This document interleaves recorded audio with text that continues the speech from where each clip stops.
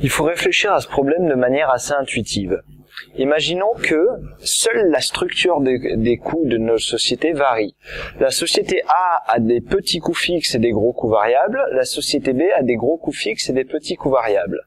Qu'est-ce que ça veut dire en termes de sensibilité du REX par rapport au CA?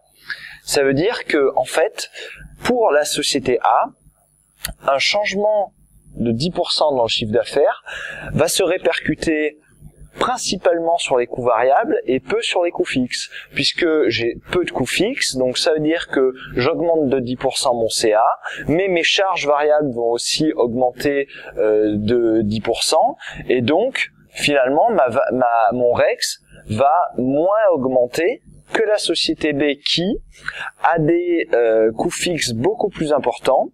Et donc si elle a des coûts fixes beaucoup plus importants, ça veut dire que la variation de l'activité se répercute beaucoup moins sur les coûts variables, c'est-à-dire qu'elle a moins de coûts variables. Donc en gros, pour cet exercice, si le CA augmente de 10, les coûts fixes, eux, ne vont pas changer, et les coûts variables qui sont plus faibles vont augmenter environ de 10% également, mais ça va beaucoup moins impacter le résultat d'exploitation.